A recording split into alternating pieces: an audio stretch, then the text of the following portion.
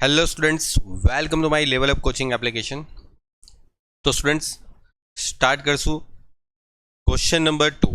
Okay छोकराओ, question number 2 में तमने शू आपवामां आवेलुं छे कि 1 फेब्रुआरी 2022 ना रोज अतीक ओके अतीक करने एक व्यक्ति है जे आरती ने 200 रुपयानी પડતર किंमतना 1000 रमकड़ा 240 ની ભરતિયા કિંમતે વેચવા માટે મોકલે છે।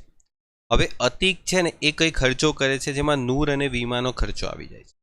એટલે છોકરાઓ સમજો કે વસ્તુની પડતર કિંમત કેટલી છે। વસ્તુની પડતર કિંમત છે 200 રૂપિયા અને મોકલે કેટલામાં છે 240 રૂપિયામાં।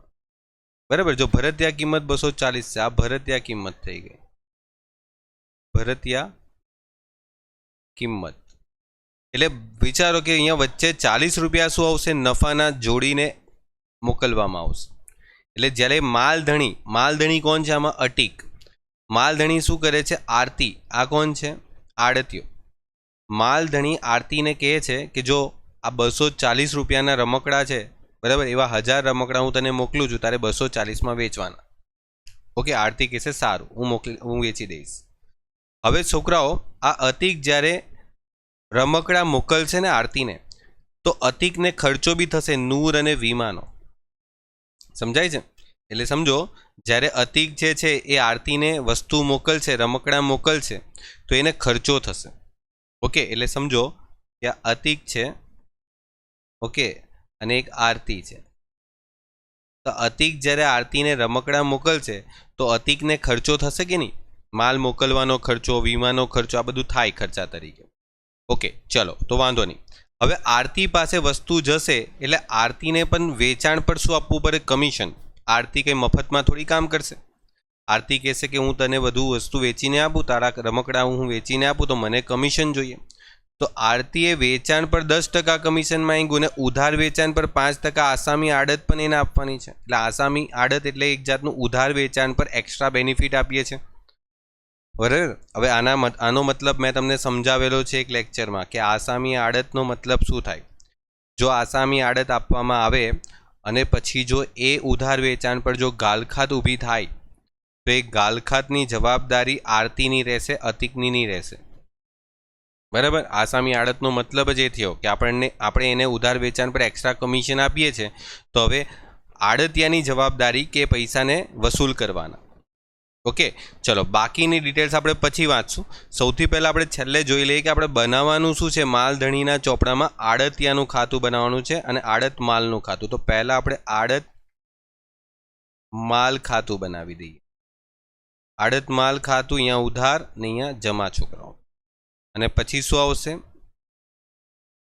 આડતિયાનું ખાતું। આડતિયામાં અહીંયા કોણ છે, આરતી છે, તો આરતીનું ખાતું બનાવી દઈએ। ઓકે, સૌથી પહેલાં આપણે સ્ટાર્ટ કરીએ તો છોકરાઓ, અતીકે જ્યારે 1000 રમકડા મોકલા અને 1000 રમકડા, એક રમકડા 240નો ભાવ ગણીને મોકલા।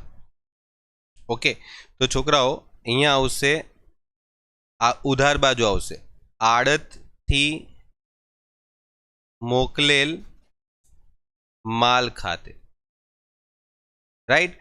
કેટલા રમકડા મોકલા, બોલે કે સર 1000 રમકડા મોકલા 240ના ભાવના। એટલે કેટલા રૂપિયાના રમકડા મોકલા, 2,40,000। હવે આમાં છે ને છોકરાઓ પાછું આડતથી મોકલેલ માલ ખાતે અહીંયા પણ લખાશે। કેમ છોકરાઓ, જે પેલા 1000 રમકડા મોકલા ને, એ 1000 રમકડા હતા તો 200 રૂપિયાના, પણ આપણે 240ના ભાવે મોકલીએ છીએ, એટલે 40 રૂપિયા નફો જોડેલા હતા। તો આજે 40 રૂપિયાનો નફો આપણે એડ કરેલો ને, એ નફાને આવી રીતે સામે જમા બાજુ લખવું પડશે, કેટલા, 40,000 રૂપિયા, બરાબર। જ્યારે પણ ભરતિયા કિંમતે માલ મોકલવામાં આવે ત્યારે આ રીતે એન્ટ્રી કરવાની। જો પડતર કિંમતે માલ મોકલવામાં આવતે તો પછી ડાયરેક્ટ અહીંયા પડતર કિંમત જ બતાવવામાં આવતે, પછી આની જરૂર પડતે નહીં। પણ અહીંયા માલ ભરતિયા કિંમત પર મોકલે છે તો અહીંયા ભરતિયા કિંમત બતાવશું, તો એના પર જે નફો એડ થયો હશે તે નફો સામે બતાવવાનો, જમા બાજુ। ડન। તો આ બે મુદ્દો ક્લિયર થઈ ગયો। હવે છોકરાઓ, તમને દાખલામાં કીધેલું જ છે કે 2000 અને 8000 વીમાના ચૂકવેલા છે, નૂર અને વીમાના। તો આ જે ચૂકવેલા પૈસા છે એ કોને ચૂકવશે, માલધણી। તો બેંક ખાતે નૂર અને એક કામ કરીએ છોકરાઓ, અહીંયા લખીએ નૂર અને અહીંયા લખીએ વીમો. કેટલા રૂપિયા ચૂકવે છે? તો જો નૂર અને વીમાના 2000 અને 8000, એટલે આ 2000 રૂપિયા અને 8000 રૂપિયા, એટલે ટોટલ બીજા 10,000 રૂપિયાનો ખર્ચો કર્યો માલ મોકલવા માટે. થઈ ગયું? ચલો, ત્યાર પછી તમારી પાસે દાખલામાં કમિશન આપેલું છે. કમિશન આપણે છેલ્લે જ્યારે વેચાણ કરશે આરતી ત્યારે એને આપી દઈશું. અત્યારે આગળ વાંચીએ. જો 31/3/2022ના રોજ આરતીએ વેચાણ આંકડો અને તેની પાસેથી લેણી રકમનો બેંક ડ્રાફ્ટ મોકલી આપ્યો. ઓકે, તેની પાસેથી મળેલા વેચાણ આંકડા મુજબ હવે વેચાણ કેટલું કર્યું આરતીએ? તો આરતીએ શું કીધું? જો કે 500 રમકડા તો એને વેચી દીધા. કેટલાની ભાવે વેચ્યા? હવે આરતી તો આપણા કરતાં બી ઓવર સ્માર્ટ નીકળી, એને 280 રૂપિયાના ભાવે વેચી દીધા. જો 240 કીધેલા, 280માં વેચ્યા. ત્યાર પછી શું લખ્યું છે? કિંમતે વેચ્યા હતા અને 200 રમકડા એને છે ને 300ની કિંમતે ઉધારમાં વેચેલા હતા. જો એટલે 500 રમકડા તો એને વેચ્યા જ 280ના કિંમતમાં રોકડા, અને બાકીના 300 રૂપિયાના ભાવે ઉધાર વેચ્યા. તો ચલો આપણે અહીંયા એન્ટ્રી કરીએ. શું આવશે? આરતી ખાતે. ઓકે, આરતી ખાતે આરતીએ રોકડા કેટલા વેચ્યા? ઓકે છોકરાઓ ધ્યાન રાખજો, રોકડ વેચાણ કે ઉધાર વેચાણ, જે પણ વેચાણ હશે બધું અહીંયા જમા બાજુ લખશું. 500 રમકડા 280ના ભાવના, અને બીજું ઉધાર વેચાણ જે આવશે એમાં 200 રમકડા 300ના ભાવના વેચ્યા. બરાબર, આટલું તમારી પાસે દાખલામાં છે. સિમ્પલ, જેટલું વેચાણ કરે છે એટલું લખતા જાઓ. ઓકે, તો જો ગુણાકાર કરીએ તો આ 1,40,000 અને અહીંયા ગુણાકાર કરીએ તો કેટલા આવશે? 60,000 રૂપિયા. એટલે ટોટલ 2 લાખનું તમે વેચાણ કર્યું. તો આ 2 લાખનું વેચાણ તમે ક્યાં લખશો? આરતીએ વેચાણ કર્યું તો આરતી પાસે પૈસા આવશે ને, તો આરતીના ખાતામાં અહીંયા ઉધાર બાજુ શું આવશે? આડત માલ ખાતે. Done, complete. આરતીએ જેટલું વેચાણ કર્યું તે આ રીતે લખશું. ત્યાર પછી તમને દાખલામાં લખેલો છે કે માલ છોડાવવાનો ખર્ચો અને વખારનો ખર્ચો અને પેકિંગનો ખર્ચો કેટલો થાય છે? 3 ખર્ચા આપેલા છે. ઓકે, હવે આ ખર્ચા કોણ કરે છે ખબર? આરતી કરે છે. બરાબર, આ બધા ખર્ચા આરતી કરશે. આ જે ખર્ચા છે ને આરતી કરશે. લખ્યું નથી પણ આરતી જ કરશે. તો ધ્યાનથી સમજો કે આરતી પાસે વસ્તુ ગઈ પછી આરતી જ ખર્ચો કરશે ને, પછી થોડી માલધણી કરશું. તો અહીંયા લખશું આરતી ખાતે. ખર્ચ છે એટલે ઉધાર બાજુ. ઓકે, આરતી ખાતે. તો આરતી કયો કયો ખર્ચો કરે છે? બોલો. 3 પ્રકારના ખર્ચા છે આરતી પાસે. એક તો માલ છોડાવવાનો, પછી એક વખાર અને સંગ્રહ ખર્ચ, એટલે આ 1700 થયો, 3400 અને પછી 1200. 3400 અને 1200 છે ને એ જાહેરાત ખર્ચ હશે.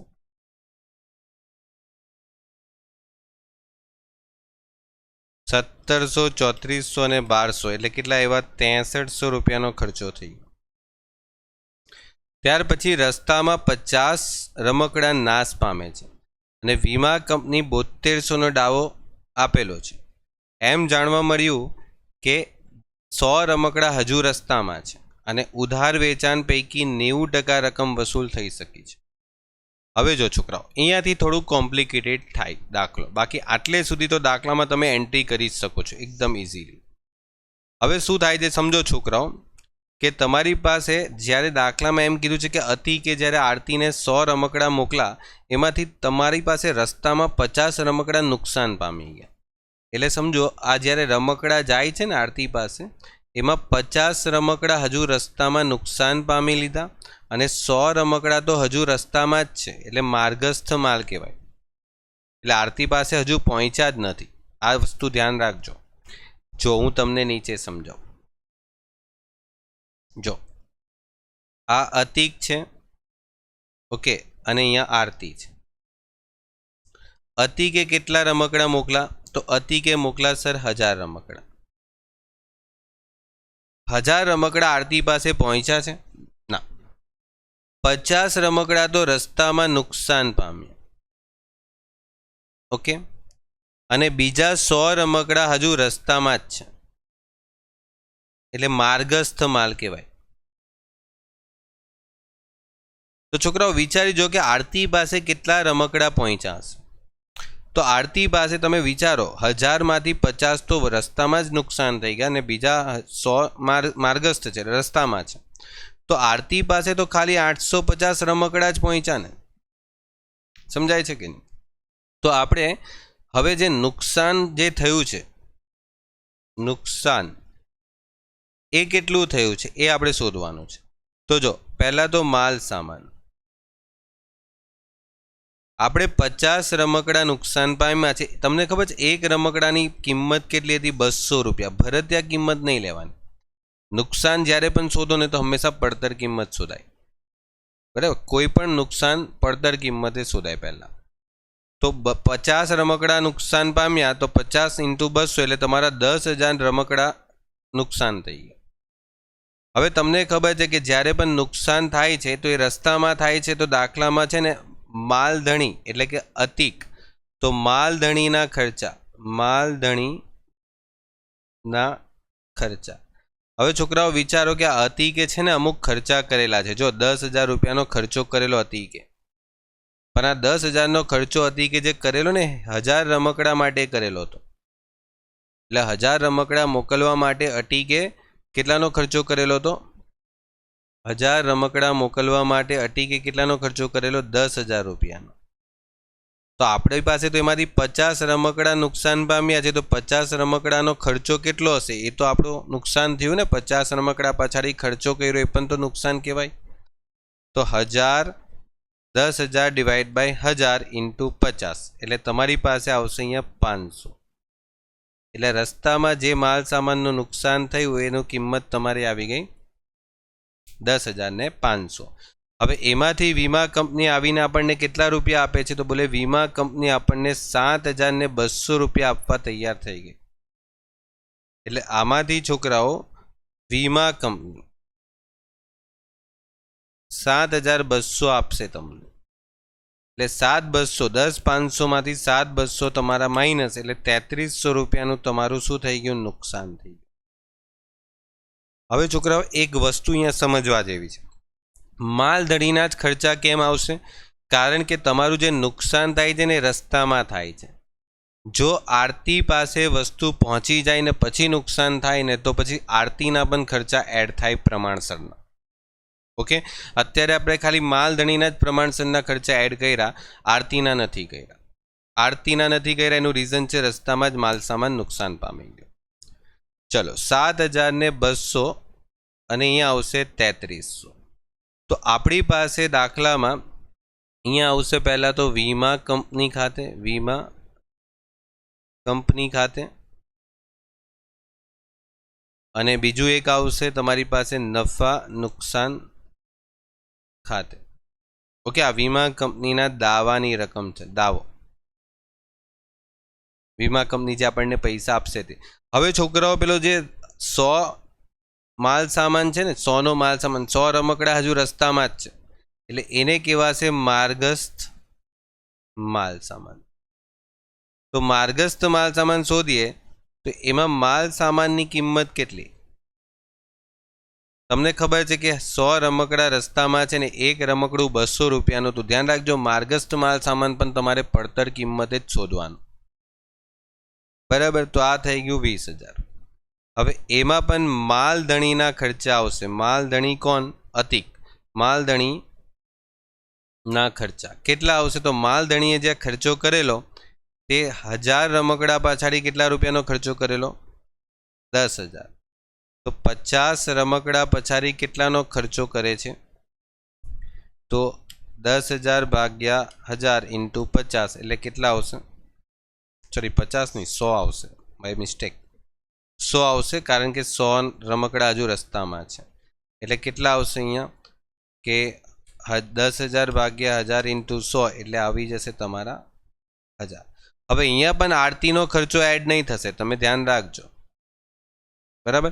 એટલે આટલો માલ સામાન તો હજુ તમારી પાસે જે છે એ રસ્તામાં છે, આરતી પાસે પહોંચ્યો જ નથી.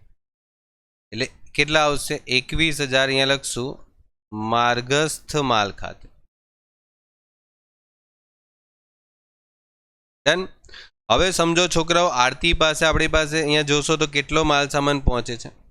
850. હવે 850નો સામાન પહોંચે છે, એમાંથી આરતી 500 અને 200 તો વેચી રહી છે. એટલે હવે આરતી પાસે કેટલાનો સ્ટોક બચ્યો વિચારી જો. આમાંથી આરતી 500 અને 200નું વેચાણ કરી રહી છે. આ વેચાણ થાય છે. આ શું થાય છે? વેચાણ. એટલે 850માંથી 500 અને 200 તો આરતી વેચી રહી છે. એટલે આરતી પાસે 150નો હજુ શું હશે? સ્ટોક છે, જે હજુ વેચાયો નથી.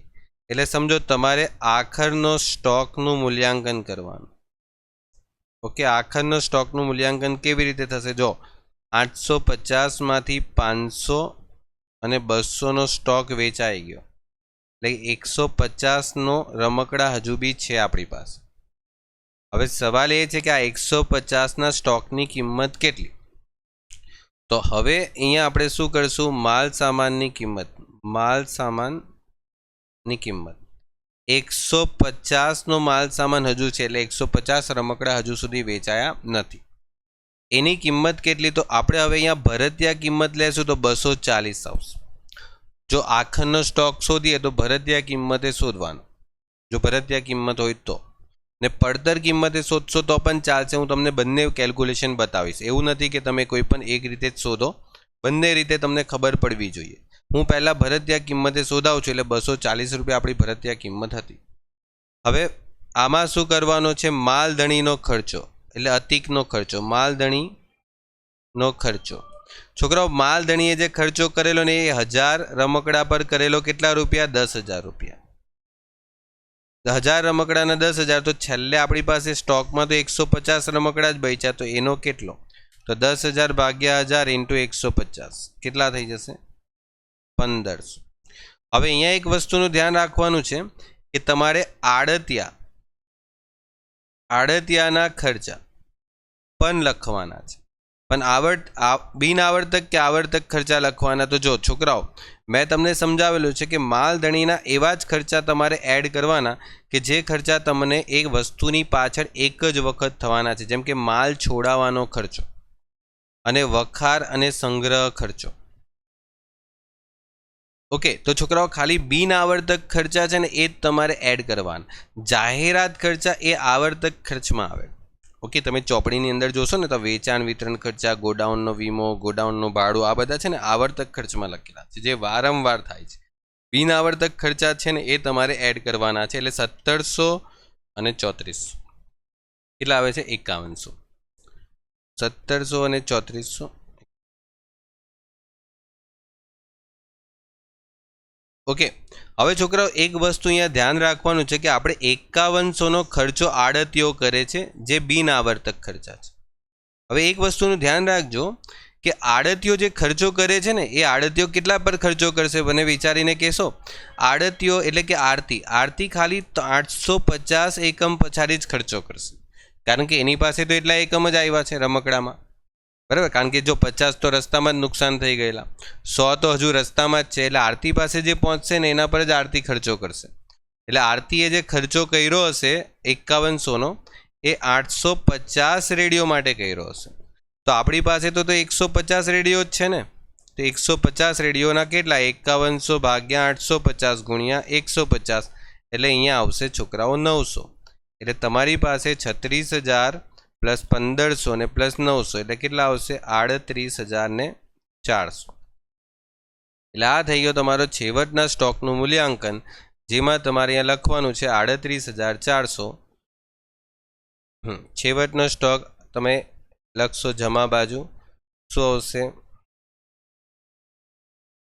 આડત માલ સ્ટોક ખાતે. અને આ છેવટના સ્ટોકની અંદર જે તમારો નફો એડ કરેલો હોય ને, ભરતિયા કિંમત પર નફો તમે કેટલો હતો?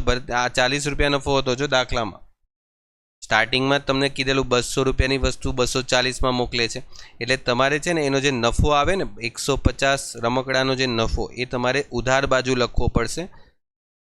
આખર સ્ટોક અનામત ખાતે કેટલા આવશે? 150 40 સાથે મલ્ટીપ્લાય. 150 રમકડા બચેલા હતા અને 40 રૂપિયા આપણે પેલું શું લેતા હતા? નફો લેતા. એટલે આ થઈ ગયા 6000. થયું? આ રીતે બતાવવું પડશે. ડન. તો જો કમ્પ્લીટ. હવે હું તમને છોકરાઓ જો પડતર કિંમત આ છે ને તમને ભરતિયા કિંમતે ગણતરી કરાવી. ઘણી વખત કોઈ પડતર કિંમત પર બી ગણતરી કરાવે આવી રીતે 150 ઇન્ટુ શું કરાવી દઈ? 200. એટલે કેટલા થઈ ગયા અહીંયા? 30000. પછી આ 1500 તો બેઠા આવવાના જ છે, 1500 જ ને અહીંયા 900. આ બેમાં કોઈ ફરક નહીં પડે. એટલે 30000 પ્લસ 1500 પ્લસ 900 એટલે કેટલા આવશે? 32400. અને પછી જે પેલો જે હમણાં આપણે તમને સમજાવ્યું ને કે 6000 રૂપિયા આવ્યા, કેટલા? 40 રૂપિયા લેખે નફાના.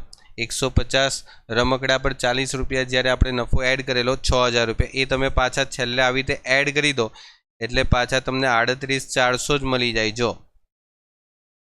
બંને રીતે થાય એવું કંઈ નહીં. તમે અહીંયા પહેલાં સ્ટાર્ટિંગમાં પડતર કિંમત લીધી હોય તો પછી છેલ્લે તમારે શું કરવાનું? 150 પર જે 40 રૂપિયા તમારે નફાના હતા એ છેલ્લે એડ કરી દેશો તો પણ ચાલશે. અથવા તો મેં તમને કીધું એ રીતે જ ફોલો કરો. આ રીતે ચાલશે, ગમે તે રીતે ચાલશે. તમારો સાચો આન્સર આવવો જોઈએ. ગણતરી તો કોઈ પણ રીતે થાય. ચલો, ત્યાર પછી તમારી પાસે જો દાખલામાં છે ને એક પ્રોબ્લેમ બીજો એક હતો કે આપણે જે ઉધાર વેચાણ કરેલું એમાં 80% જ પૈસા વસૂલ થયા, પણ આની કોઈ એન્ટ્રી કરવાની નથી. એનું કારણ છે કે આપણે છે ને આરતીને આસામી આડત આપેલી છે ને આસામી આડત આપી દીધી એટલે હવે આરતીની જવાબદારી પૈસા વસૂલ કરવાની. બરાબર. જે 10% પૈસા ઓછા આવ્યા છે એ આપણી જવાબદારી નહીં કહેવાય. એટલે અતિકને કોઈ એનાથી લાગે વર્ગે નહીં. બરાબર. આસામી આડત આપી શું કામ? આરતીને. ઓકે, આસામી આડત આપીએ છીએ તો એ હવે જવાબદારી આરતીએ જોવાની કે પૈસા વસૂલ નહીં થયા તો એ આરતીની જવાબદારી. ડન. આટલું કામ થઈ ગયું. આ સિવાય આપણે છે ને કમિશન આપવાનું છે. આપણે આડતિયાને કમિશન આપવાનું છે, આરતીને કમિશન આપવાનું છે. 2 પ્રકારનું કમિશન આપવાનું છે. ત્યાં લખશું આરતી ખાતે.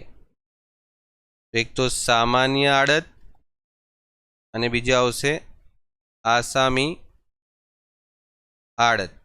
હવે જો આરતીને 2 રીતના કમિશન આપવાનું છે. કેટલા? એક તો 10% કુલ વેચાણ પર, 5% ઉધાર વેચાણ પર. તો કુલ વેચાણ આ થયું 2 લાખ. 2 લાખના કેટલા ટકા?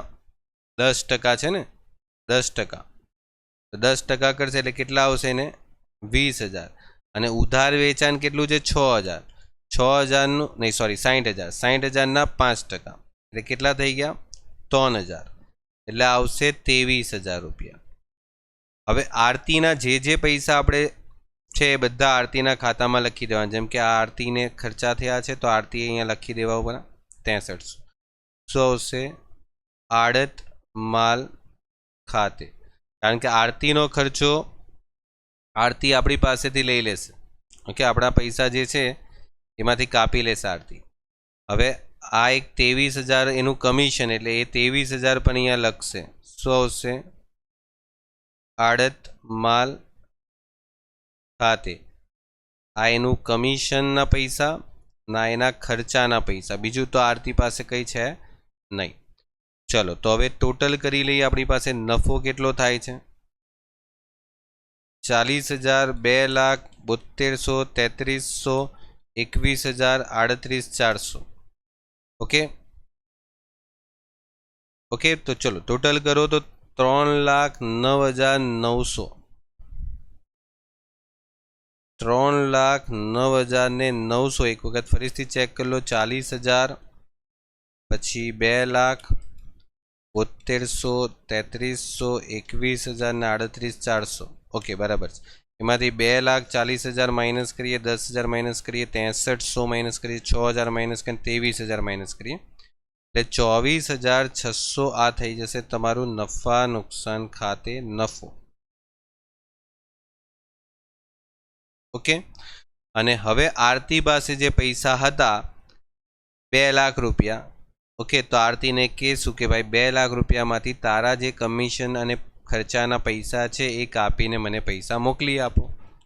તો 6300 અને 23,000 રૂપિયા, એટલે આરતી શું કરશે, 1,70,700 રૂપિયાનો બેંક ડ્રાફ્ટ મોકલી આપશે. એટલે બેંક ખાતે બેંક ડ્રાફ્ટ આવી રીતે તમને દાખલામાં લખેલું છે. ડન. તો આ થઈ ગયો તમારો ક્વેશ્ચન અહીંયા ફિનિશ. ચલો તો મળીએ નેક્સ્ટ લેક્ચરમાં નવા ક્વેશ્ચન સાથે. Good bye and take care.